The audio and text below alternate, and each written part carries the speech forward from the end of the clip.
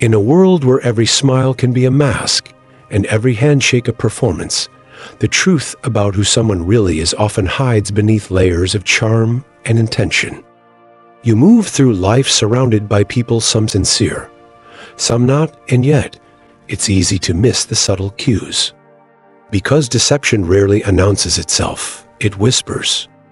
It hides behind empathy, behind laughter, behind perfectly timed compliments. But if we're not careful, what seems warm can quietly become a threat to our peace. The Stoics, Marcus Aurelius, Epictetus, Seneca, they saw through this. They didn't try to control others. They trained themselves to see clearly, to act deliberately, and to protect their inner world at all costs. They knew that life isn't just about who you meet, it's about how you respond. And in that response lies your strength. Today, we dive into the often invisible dynamics of trust and betrayal through the sharp and unshakable lens of Stoic philosophy. From the manipulative friend to the constant critic, the inattentive listener to the two-faced individual, we're exposing the patterns that drain your peace and showing you how to rise above them. This isn't just a video, it's a toolkit for self-mastery. Stay with me, and by the end, you'll walk away more empowered, more aware, and more at peace. And before we begin, a small favor. If you find value in what we're sharing, please take a moment to hit that subscribe button. It's free, and it helps this message reach more people like you. And whatever you do, don't skip around. Every section of this video contains insights that can truly reshape the way you see relationships and protect your inner calm. Let's begin. Number 1. The manipulative friend. They're the kind of person who makes you feel understood from the start.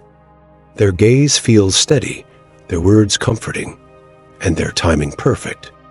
They remember the little things, they mirror your emotions so well, it almost feels like fate brought them into your life. But beneath that warmth lies something far more calculated. At first, you call it intuition. Later, you realize it was strategy. They weren't just listening, they were collecting. Each confession you offered was another tool, every vulnerability another opportunity. This is the manipulative friend, the one who cloaks control in kindness. They present themselves as your greatest ally, but their affection is transactional. Their kindness has strings, their support a performance. They gain your trust only to use it as leverage. You share your pain, they file it away not to help you, but to control you when the moment is right. And when that moment comes, they twist your words, guilt trip you into decisions, or subtly shift your opinions to serve their needs. You'll question your own judgment. You'll wonder if you're being paranoid. But deep down, you know something's wrong. So, how do we deal with this kind of person? The Stoics would begin by telling us this. Clarity is more valuable than comfort. Marcus Aurelius reminds us, if someone is mistaken, instruct them kindly, but if that fails, walk away. The Stoics were not passive, they were discerning. They believed in guarding the soul with the same seriousness as one guards their home. Not every open door is a welcome mat. Not every smile is sincere. Start by observing. Do they uplift you or subtly erode your confidence? Do they support your independence or try to make you reliant on them? When you succeed, do they celebrate or do they shift the attention back to themselves? The answers lie not in what they say, but in the pattern of how they make you feel over time. If you constantly feel confused, obligated, or emotionally drained, that's not friendship, that's control. To protect yourself, the first step is setting boundaries that are clear and unwavering. You don't need to explain them. You don't owe anyone your peace. Begin to share selectively. Not everyone deserves access to your inner world. Some people ask how you're doing just to gauge how much power they still have over you. Reserve your trust for those who prove consistently that they honor it. And if you feel guilty for pulling away, remember this: protecting your mental and emotional health is not selfish, it's self-respect. The manipulative friend will try to convince you otherwise. They'll say you're overreacting, that you're being cold, that you're imagining things. Don't let guilt gaslight you into submission. The Stoics teach us that virtue lies in action, not approval. You are not here to be controlled. You are here to grow. Friendship, in its truest form, is a space where both people rise, where truth is welcome, where safety is mutual. If someone consistently makes you feel small, uncertain, or indebted, it's time to step back. You don't have to confront them with anger, just detach with wisdom. Let your silence speak the boundaries your words once couldn't. You owe it to yourself to walk with people who nourish your soul, not poison it. Number 2, the constant critic. There's a type of person who never runs out of opinions, especially about you. Your ideas? Not good enough. Your ambitions? Unimpressive. Your personality? Flawed in ways they're all too eager to point out. They cloak their words in the language of honesty or helping you grow. But the truth is, their voice doesn't lift you. It diminishes you slowly, quietly, like water wearing down stone. Until one day, you begin to question your own voice, your own worth. The constant critic often poses as the helpful realist, but what they offer is not insight, it's erosion. It's not that they see too much, it's that they refuse to see the good. They notice your missteps, but ignore your courage. They analyze your flaws, but overlook your progress. And perhaps the most dangerous part, sometimes they're the people closest to you: a friend, a partner, a mentor, which makes their words cut deeper, last longer. So, what do you do when every step forward is met with skepticism? When your creativity shrinks under the weight of their disapproval? The Stoics give us a radical yet empowering answer. We are not injured by what is said, but by how we choose to receive it. Marcus Aurelius said, "Reject your sense of injury, and the injury itself disappears." In other words, it's not their criticism that harms you, it's whether you allow it to become part of your internal dialogue. But let's be honest, that's easier said than done, especially when the criticism comes often, especially when it's delivered with a tone that makes you feel small. This is where discernment becomes your greatest tool. Not every opinion deserves space in your mind. Ask yourself, is this critique constructive, or is it designed to control me? Is it rooted in care, or is it rooted in their own insecurities? The Stoics would have you pause and examine the source. If there's truth in their words, take it, use it, let it refine you. But if the words are empty or cruel or repeated like a broken record, let them fall like rain on stone. Don't absorb them. Don't internalize them. Because the critic may never stop talking, but you can stop listening. To protect your peace, build boundaries that filter words before they reach your core. Don't engage every comment. Don't defend every action. Silence sometimes is the strongest answer, not because you're weak, but because you've chosen strength over drama, purpose over pettiness. And don't be afraid to reduce your exposure to someone who consistently chips away at your self-worth. Even if they're just being honest, honesty without compassion is cruelty, and cruelty has no place in the architecture of a meaningful life. Real growth doesn't come from constant criticism. It comes from support, from encouragement, from truth that's wrapped in love, not superiority. Find people who challenge you to be better, but do so while reminding you that you're already enough. That's the kind of critic worth keeping.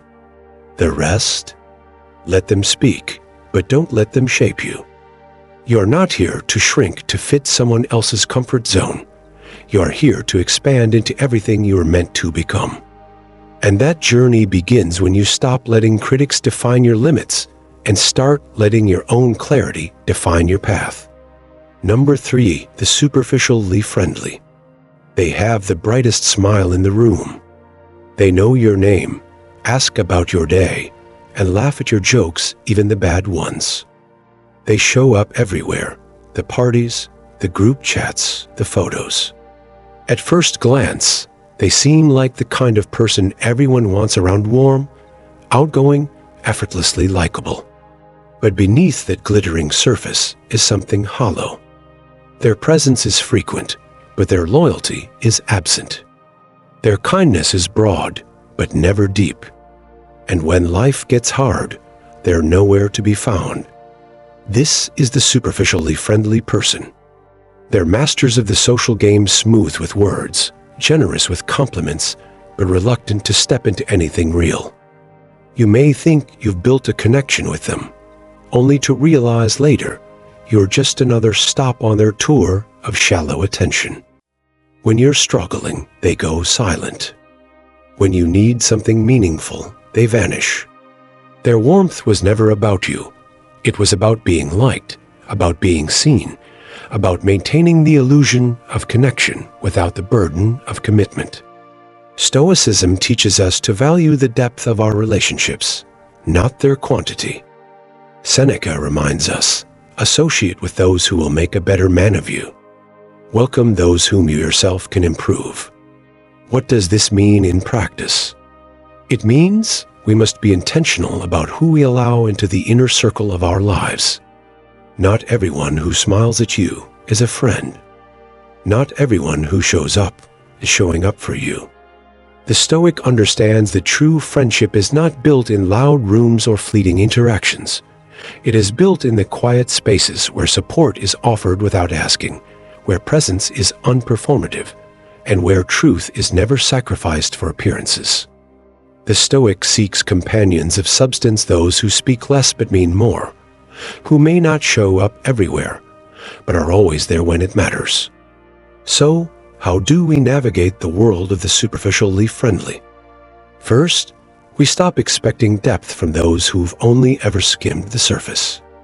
Enjoy their company for what it is: light, momentary, pleasant, but don't confuse it with trust. Don't hand over your secrets to those who've never earned them.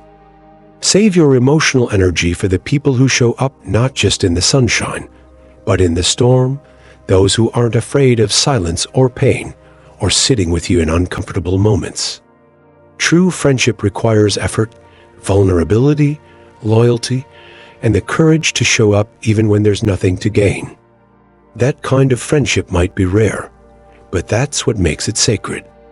The Stoics would rather have one honest companion than 1,000 acquaintances who only know the version of you that's easy to love. So be kind, yes. Be open, yes. But be discerning. Recognize that not all friendliness is friendship, and remember that real connection doesn't need to be loud or constant to be meaningful. It just needs to be true. Number 4, the inattentive listener. You've been there. You're speaking about something that matters, something that took courage to share, and across from you sits someone nodding, smiling, saying, aha, like they're listening, but they're not. Their eyes drift, their attention wavers, their responses feel automatic. They're present in body, but absent in spirit. And you walk away not just unheard, but unseen. The inattentive listener is a subtle kind of wound. They don't argue with you, they don't reject you. But in their silence, something essential is missing: presence. And without presence, no relationship can thrive.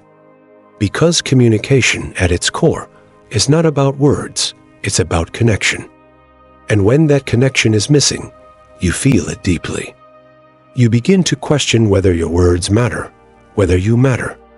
The Stoics had a deep respect for attention. Marcus Aurelius wrote, "Concentrate every minute, like a Roman, on doing what's in front of you with precise and genuine seriousness."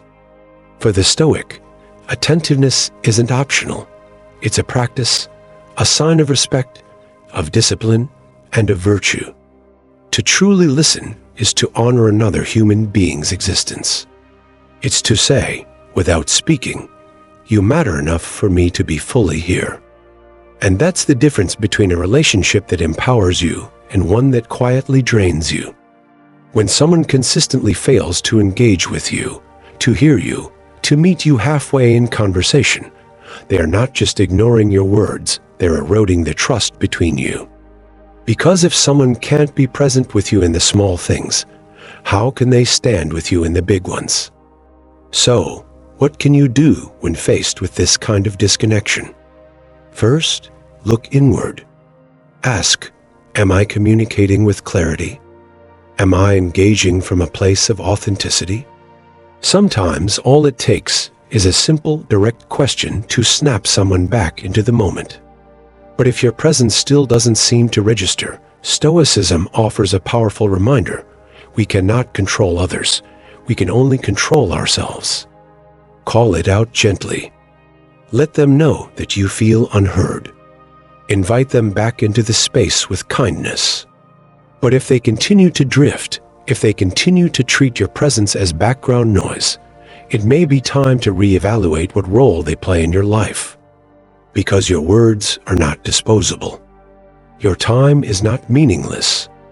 And your energy deserves to be met, not tolerated. Choose to invest in relationships where your voice echoes, where it is met with reflection, with curiosity, with care. Because when someone truly listens to you, you don't just feel heard, you feel valued. And in a world full of distractions, that kind of presence is rare. But the Stoics remind us, rare things are often the most precious. So don't beg for attention, don't chase it, don't shrink to be noticed. Simply surround yourself with people who show up fully, consistently, silently communicating, "You matter. I'm here." Number 5, the empathy lacking individual. There's a certain type of person whose world begins and ends with themselves. Every story circles back to their struggle. Every conversation becomes an echo chamber for their triumphs, their pain, their opinions. You could be speaking about something deeply personal, your fears, your dreams, your grief, and within moments, they pivot the focus back to them. It's subtle at first, then it becomes a pattern.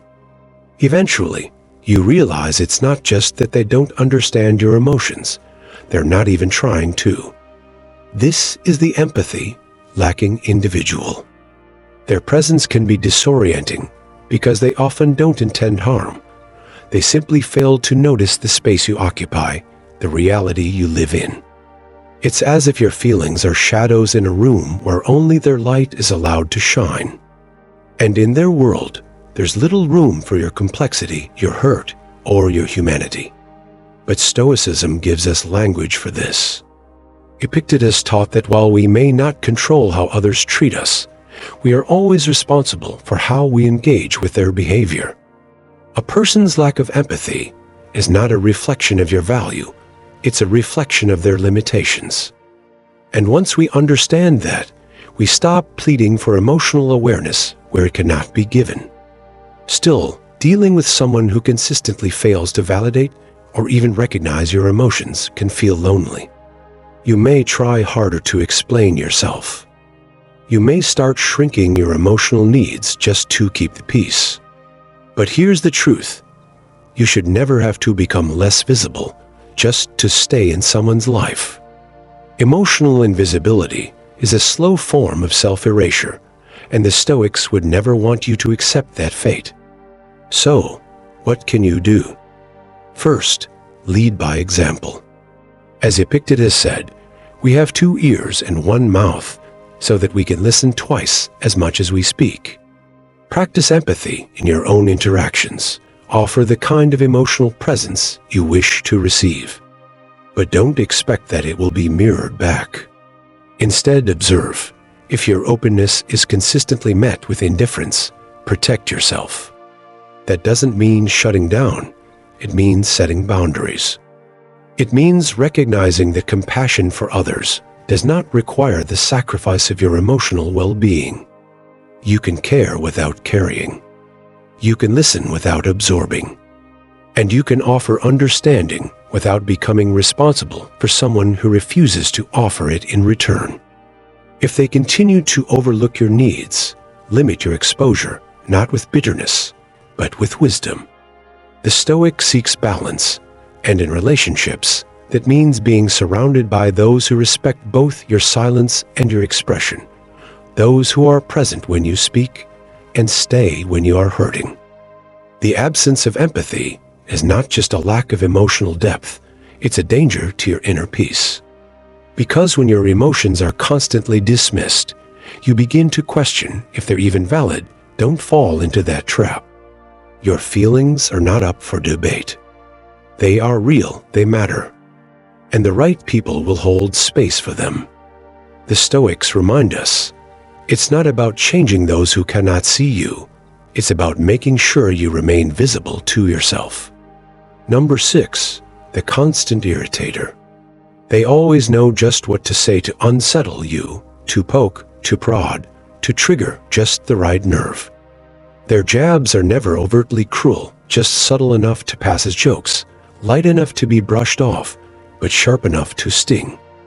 You walk away from interactions with them feeling drained, off balance, maybe even questioning whether you're being too sensitive. But you're not imagining it. You're not overreacting. You're dealing with a constant irritator, someone who has mastered the art of emotional disruption. These individuals treat human interaction like a game of chess. Every move is calculated, every word deliberate. Their compliments come with barbs, their humor has a bite. And their favorite tool, your reaction. Because to them, irritation isn't collateral damage, it's the goal. The sigh you let out, the tension in your jaw, the pause in your sentence, these are wins to them, proof they still have power over your emotional state. The Stoics would not be surprised. Marcus Aurelius wrote, "You have power over your mind, not outside events. Realize this, and you will find strength." In other words, the constant irritator is not the threat, your untrained response to them is. And that's where your power begins, not by changing them, but by changing how much of your peace you allow them to disturb. So, how do you handle someone who seems to thrive on throwing you off center? First, stop trying to outplay them. This isn't a game you need to win. It's a noise you need to silence, not outside, but within. The irritator feeds off attention, off reaction. When you respond with anger, they grow stronger. But when you respond with calm, with stillness, with indifference, their power shrinks. This is what Stoic detachment is about, not coldness, but control, not silence born from suppression, but silence born from self-command. You begin by seeing their behavior for what it is, a performance, and you stop giving it an audience. You become unshakable not because they stop provoking you, but because you stop being provoked. You can acknowledge their presence without granting them space in your mind. You can hear their words without letting them echo inside you. Imagine their comments as background noise, like a flickering light in a room you've already decided to leave. You don't fix it, you don't argue with it, you walk away from it.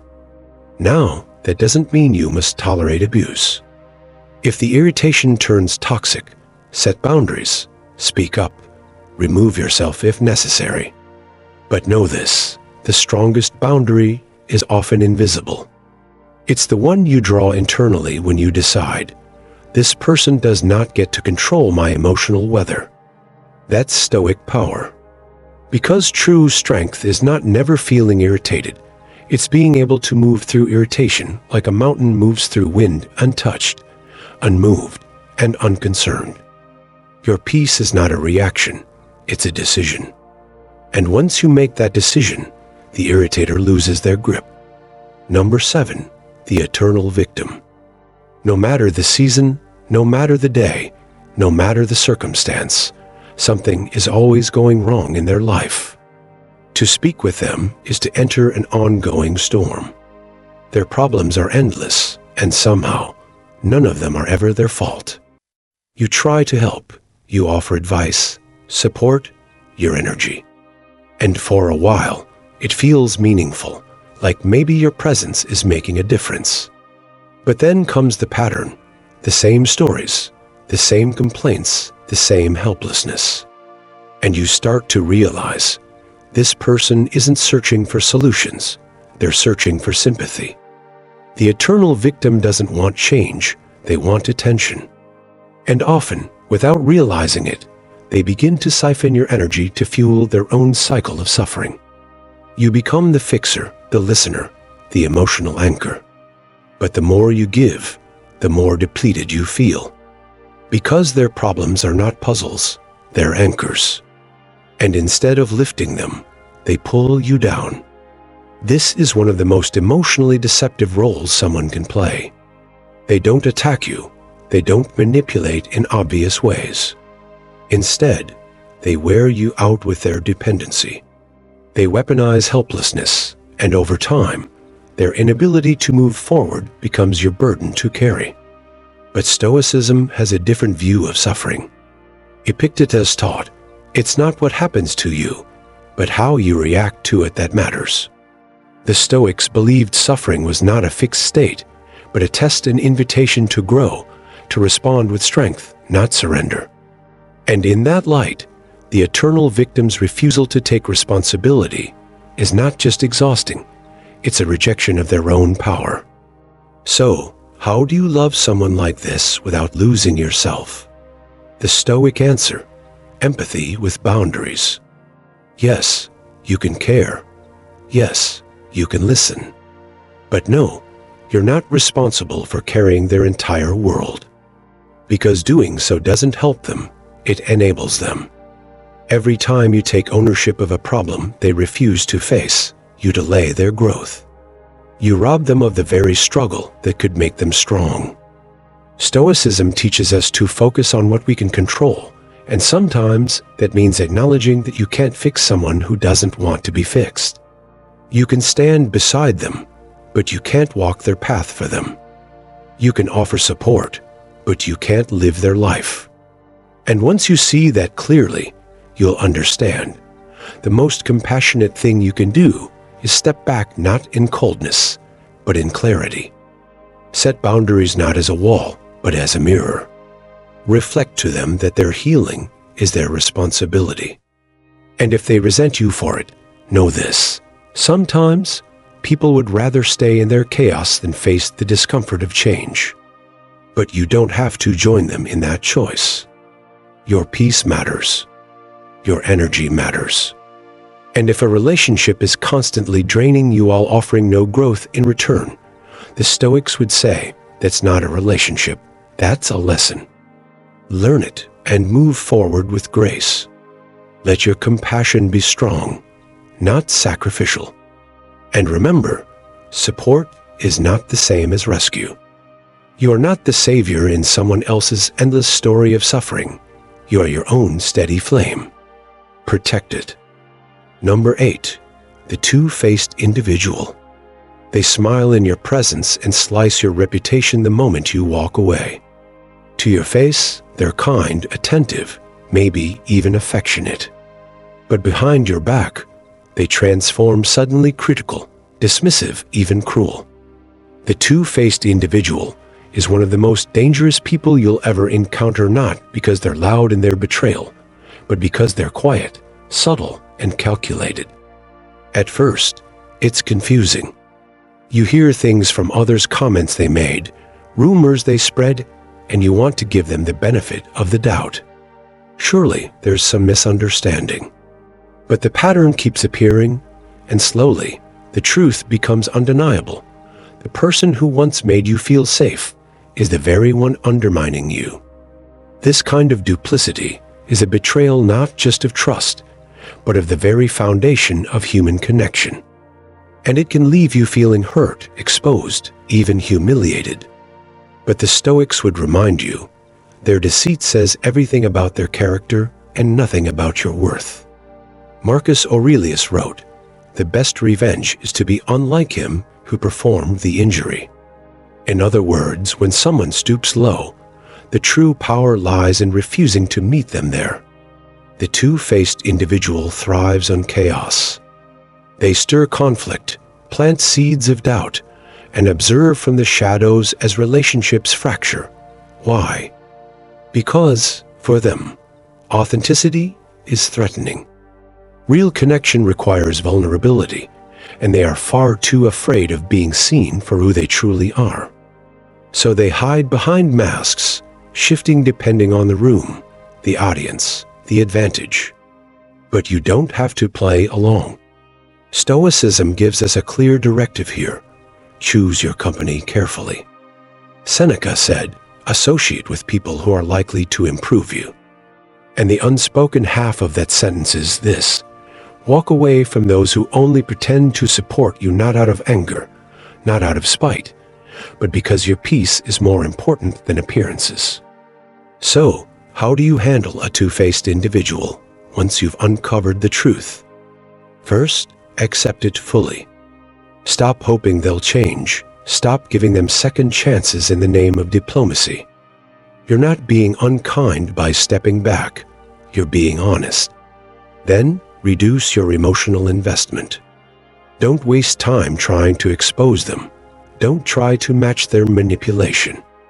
Instead, protect your space. Close the door gently but firmly. And then, focus on what you can control, your own integrity. Be the kind of person who is the same in every room, who defends what's right, even when it's inconvenient, who holds others with respect, even when they aren't in the room to hear it. Because your consistency, your honesty, your alignment, that is your armor. Let this kind of betrayal make you sharper, not colder, more discerning, not distrustful. Because not everyone deserves access to your inner world. And when someone shows you they're willing to cut you down in secret, believe them and free yourself. The Stoics teach us that we must guard our character more fiercely than our reputation. Why? Because in a world full of duplicity, character is your compass. And if you stay true to yours, no two-faced person can ever truly shake your foundation. Number 9. The toxic individual. They don't just challenge your peace, they consume it. A toxic individual is not defined by one flaw or one bad habit. They are a storm of harmful patterns: manipulation, jealousy, constant negativity, deception, or control. Around them, the air feels heavier. Your joy feels muted. Your self-doubt increases. They question your worth, distort your wins, and often make you feel like the problem, even when you know, deep down, that something isn't right. At first, you may justify it. They're going through something. They didn't mean it. Maybe I'm being too sensitive. But over time, the effect is undeniable. You begin walking on eggshells. Your confidence starts to wither. You second-guess your every move. And perhaps most devastatingly, you begin to lose sight of who you were before they entered your life. The Stoics would never ask you to tolerate that. Epictetus said, "The key is to keep company only with people who uplift you, whose presence calls forth your best." And when someone consistently pulls you away from your highest self through guilt, chaos, or subtle control, that's not companionship, that's captivity. It's not loyalty to stay, it's self-betrayal. Toxic individuals don't always scream. Sometimes they whisper. They drip poison, drop by drop, into your spirit until you no longer trust your own intuition. And the worst part, they often do it with a smile, with a compliment, with a gesture that appears caring on the surface, but is laced with a deeper intent to keep you small, to keep you doubting, to keep you tethered to them. So, how do we break free from that grip? The Stoic path begins with awareness. Stop trying to change them. Stop hoping they'll become someone different. Instead, observe. Look at how you feel after every interaction. Are you exhausted? Anxious? Do you feel like you have to shrink yourself just to keep the peace? These feelings are signals, and Stoicism teaches us not to ignore them. Next, set boundaries not as retaliation, but as a radical act of self-respect. You don't need to announce them. You don't need to justify them. You simply implement them. Fewer conversations, more space, clarity in what you will and will not accept. If they respond with guilt trips or anger, that's further proof that the boundary is needed. And if they continue, if their behavior escalates, manipulates, or destabilizes your inner peace, then walk away completely. Stoicism teaches us that sometimes removing yourself from the fire is not abandonment, it's wisdom. And if that fire is someone you once loved, then yes, walking away might hurt, but staying will destroy you. Surround yourself with people who uplift your energy, not suppress it, who celebrate your light, not compete with it, who bring clarity, not confusion. You deserve to feel safe in your own life. The Stoics understood this deeply. Peace is not just the absence of conflict, it's the presence of integrity, of calm, of stability. And anyone who persistently disrupts that doesn't belong on your path, let them go not in anger, but in strength. And when they're gone, rebuild. Reclaim your voice. Reconnect with who you were before toxicity taught you to silence yourself. You don't need their permission to heal. You only need your own conclusion. You've just journeyed through the quiet battles we all face, the subtle betrayals, the draining dynamics, the people who pull at our peace without ever appearing to. And through the lens of Stoic wisdom, we've seen that the greatest strength isn't in controlling others, it's in mastering ourselves. You're not here to be manipulated, diminished, or silenced. You are here to live with clarity, to protect your spirit, and to walk with integrity even when the world gives you every reason not to. That's the Stoic path, not coldness, but control, not indifference, but inner strength. If today's video opened your eyes or helped you reclaim a piece of yourself, we ask one small thing. Support our channel, Deep Dive Stoic, by subscribing and sharing this message. It helps us reach more souls who are ready to rise above the noise and choose wisdom over chaos. Thank you for being part of this journey. Stay mindful, stay steady, and no matter what the world throws your way, stay stoic.